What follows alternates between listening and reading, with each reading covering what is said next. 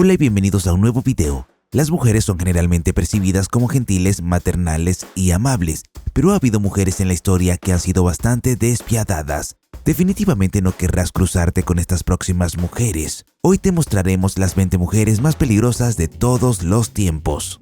¿Eres nuevo en este canal? Asegúrate de suscribirte y activar la campana de notificaciones y dale al video un pulgar hacia arriba. Número 20. Qin Shi fue una legendaria pirata durante la dinastía Qin en China. Tras la muerte de su marido, tomó el mando de una impresionante flota de 1.800 barcos piratas y 80.000 hombres. Se dice que fue incluso más famosa que el pirata Barba Negra. Pero, ¿cómo lo hizo? Bueno, era lo suficientemente sabia como para saber que para gobernar sobre todo lo que su esposo había dejado atrás, era necesario establecer un orden. Por lo tanto, ideó un estricto código de leyes que uniría a los piratas bajo la flota de la Bandera Roja. Este código permaneció invicto a pesar de los desafíos de la dinastía Qing, la Armada Portuguesa y la Compañía de las Indias Orientales. Qin Shi nació como Xin Yang en la familia Tanka y creció entre personas que vivían en veleros chinos a lo largo de la costa. En 1801 conoció al formidable comandante de la flota de la Bandera Roja, Shen I, se casó con él y juntos conquistaron los mares. Pero la razón principal por la que se la considera la pirata más exitosa de todos los tiempos es que pudo irse con una gran riqueza, un título nobiliario y varios barcos marineros. A diferencia de Barba Negra, que tuvo un destino diferente, ella vivió sus días en libertad y en riqueza.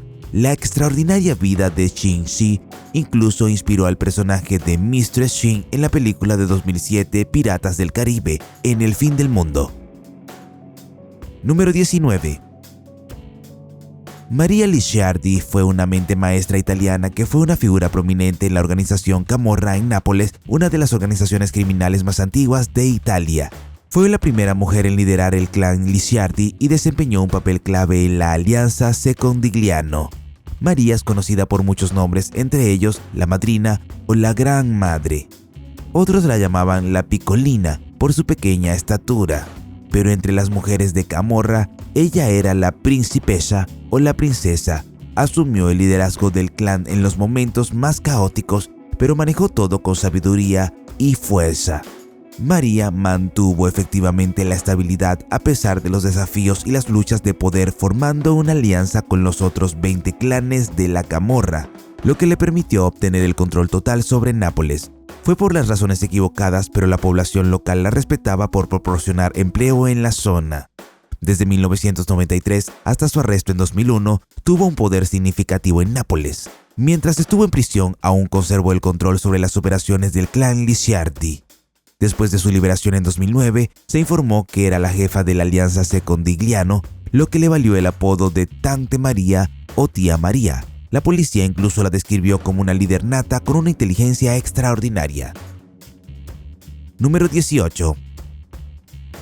La historia de Irina Gaidamashyuk es desgarradora y aterradora. Nació en Yangon, Rusia, en 1972 y tuvo una infancia difícil marcada por la influencia destructiva del alcohol en su familia. En la década de 1990 se mudó a Krasnoyarsk, donde conoció a Yuri, su esposo, y tuvieron 2 hijos.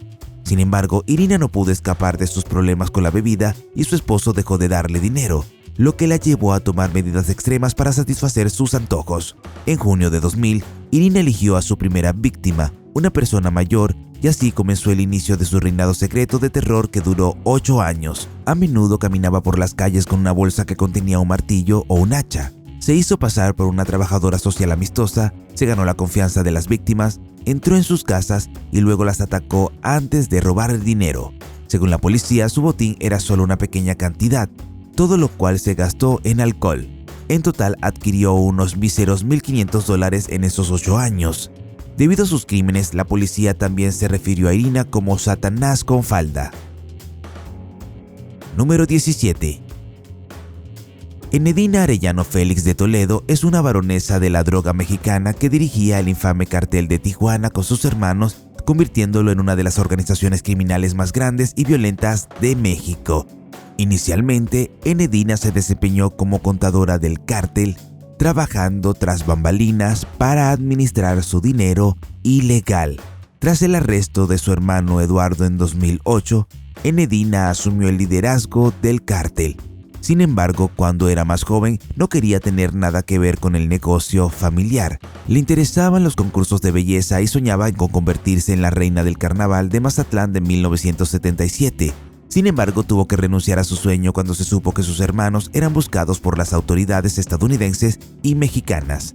Inicialmente cursó una licenciatura en Guadalajara, pero se unió al negocio familiar a mediados de la década de 1980, donde se convirtió en asesora financiera de sus hermanos. De hecho, las autoridades la etiquetaron como el cerebro financiero del cártel de Tijuana. Según el gobierno mexicano, ella no estuvo involucrada en las guerras de sus hermanos, sino en formar alianzas y ganar dinero. Número 16. La historia de Aileen Wuornos te hace preguntarte si los criminales nacen o se hacen. La historia de su vida es tan impactante que los cineastas quisieron convertirla en una película titulada Monsters, estrenada en 2003. Aileen tuvo una infancia difícil y sus padres se casaron jóvenes y luego se divorciaron. Nunca conoció a su padre, Leo, quien también cometió sus propios crímenes espantosos. Aileen siempre había tenido una infancia problemática y sus experiencias empeoraron a medida que entraba en la adolescencia.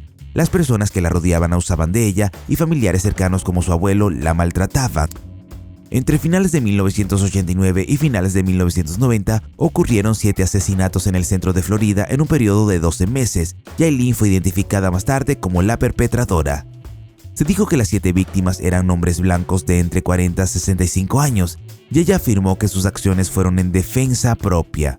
Durante la investigación se descubrieron artículos robados vinculados a su primera víctima, Richard Mallory, en casa de empeño. Resultó que Aileen vendió o empeñó imprudentemente las posesiones robadas de sus víctimas, exponiendo su rastro y llevando a las autoridades a su puerta. Número 15. Juana Dayanara Barraza Samperio, nacida el 27 de diciembre de 1957, es una asesina serial mexicana. Es conocida como la Mata Viejitas y fue condenada a 759 años de prisión por los asesinatos de 16 ancianas. Las autoridades y los medios de comunicación ni siquiera pudieron determinar el número total de sus víctimas, pero las estimaciones sugieren que deben haber sido entre 42 y 48 casos. En 2003, Juana comenzó a entrar en las casas de mujeres mayores, haciéndose pasar por una empleada de supermercado o un funcionario del gobierno que realizaba controles. Una vez dentro, utilizaba objetos como pantimedias o cables telefónicos para estrangular a sus víctimas. Inicialmente, la policía pensó que el asesino tenía que ser un hombre. Desesperada por detener al perpetrador, la policía arrestó a las personas equivocadas, incluida una enfermera inocente que coincidía con las descripciones del boceto compuesto. Según un experto en crímenes, tenía mucha ira hacia su madre, lo que la llevó a atacar a las mujeres mayores. Número 14. Para los residentes de Correggio, Italia, Leonarda Cianciulli parecía ser una madre amable, cariñosa y una vecina amable. Sin embargo, debajo de esta fachada escondía un secreto muy oscuro.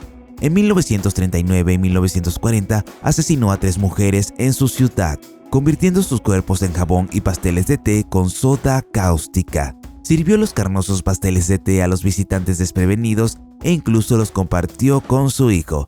Sus acciones fueron impulsadas por la superstición, especialmente cuando su hijo Giuseppe decidió unirse al ejército italiano. Ella creía que los sacrificios humanos lo protegerían y por lo tanto cometió estos horribles crímenes. Además de ser tendera, Leonarda también era una especie de adivina que utilizaba para atraer a sus víctimas. Sin embargo, fue capturada cuando la cuñada de una de las mujeres comenzó a buscarla. Durante la investigación, Leonarda confesó los crímenes y proporcionó detalles escalofriantes de sus acciones. Número 13. Vel Gunes se ganó el apodo de Hells Bells como una asesina de serie noruega estadounidense activa en Illinois e Indiana desde 1884 hasta 1908. Se sospecha que le quitó la vida a al menos 14 personas, principalmente hombres a los que atrajo a través de anuncios personales. Algunas estimaciones sugieren que podría haber estado involucrada en hasta 40 asesinatos, lo que la convierte en una de las asesinas en serie más prolíficas de la historia. Bell era propietaria de una granja de cerdos en LaPorte, Indiana, que más tarde desempeñó el papel clave en sus crímenes. Primero asesinó a 2 de sus maridos y algunos de sus propios hijos antes de desaparecer misteriosamente en 1908.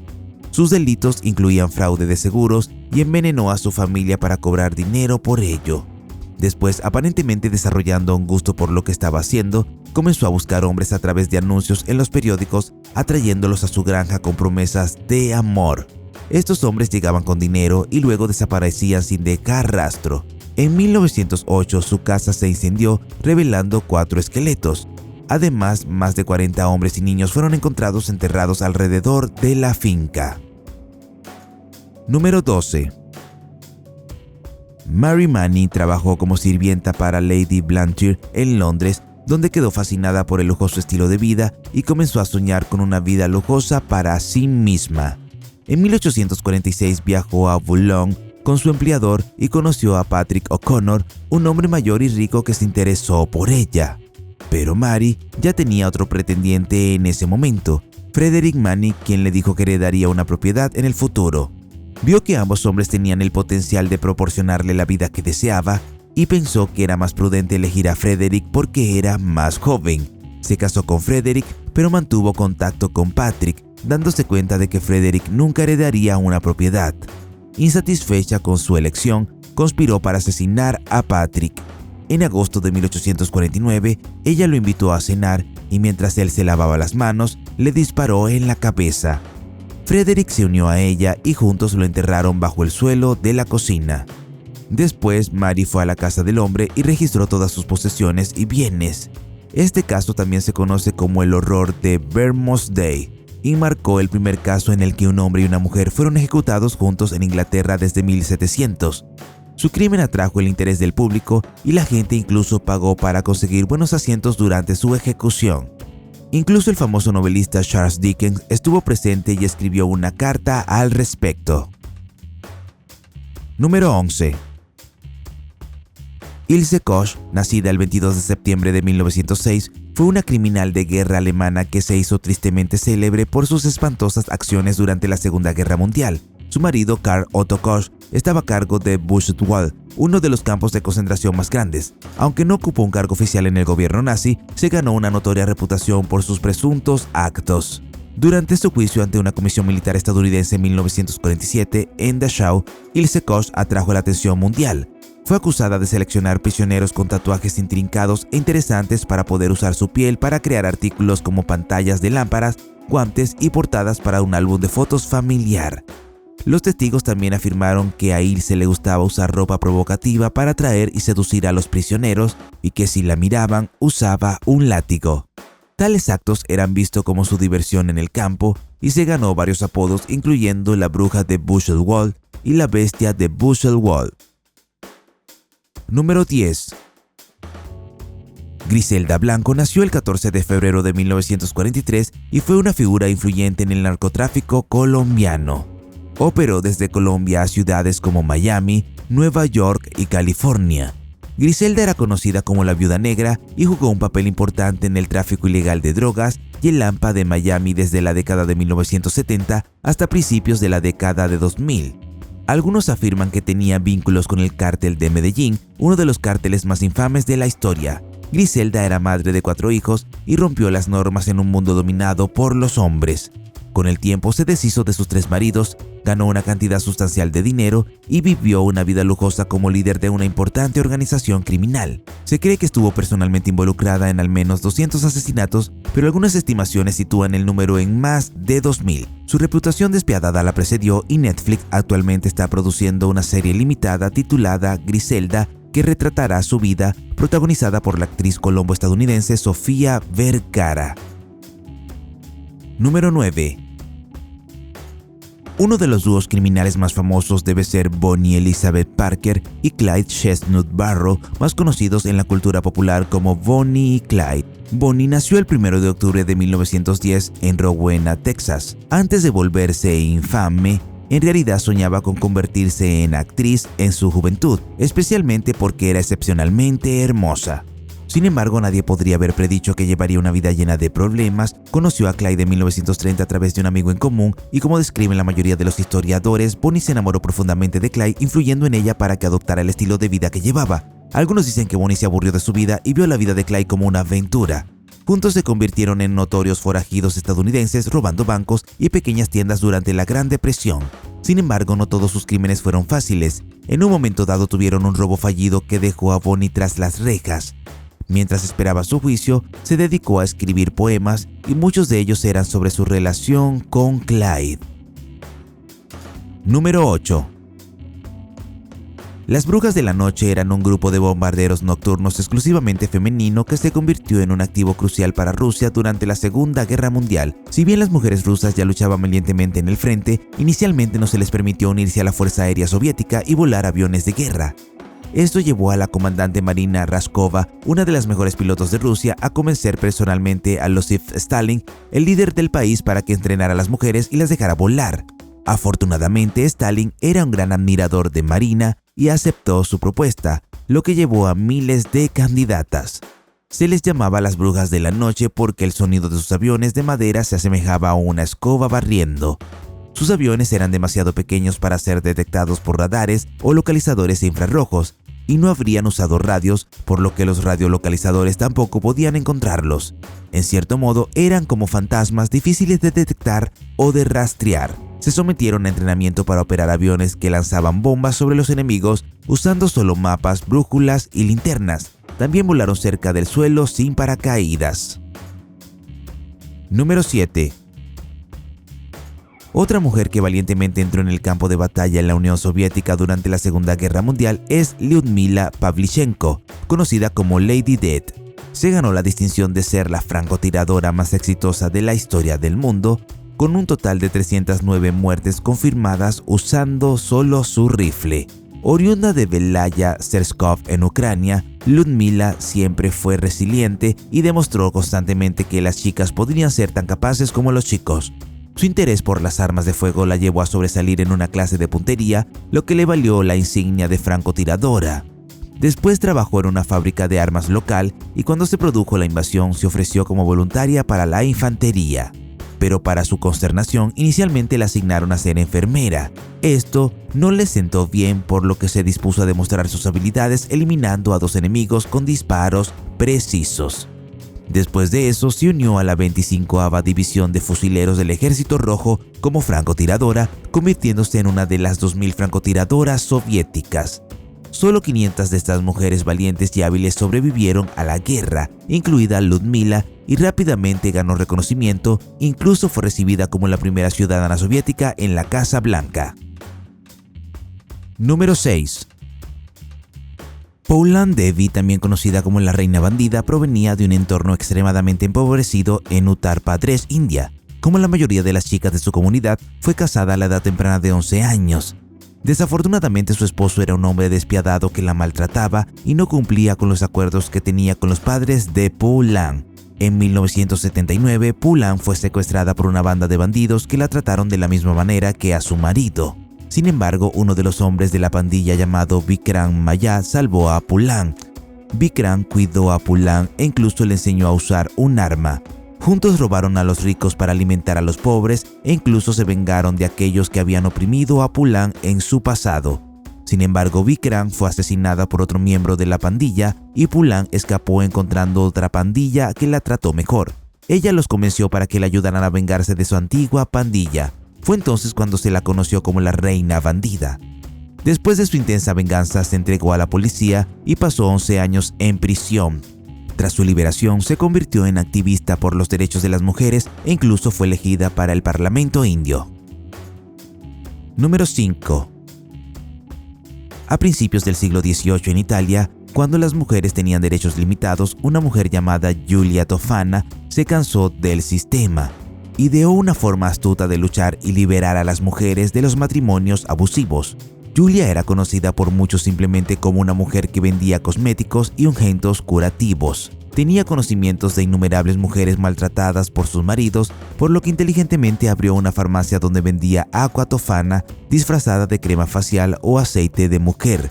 Sin embargo, agua tofana fue un veneno mortal desarrollado alrededor de 1630 en Sicilia. Se rumora que Giulia Tofana perfeccionó este veneno, heredado de su infame madre, Tofania di Amado. El veneno se vendía abiertamente como cosmético, y como artículo religioso en pequeños frascos adornados con una imagen de San Nicolás. Se dice que más de 600 personas, principalmente esposos, perecieron a causa de este veneno. Las mujeres que buscaban poner fin a sus matrimonios problemáticos compraban el producto cosmético y lo añadían en secreto a la sopa o al té de sus maridos. Número 4.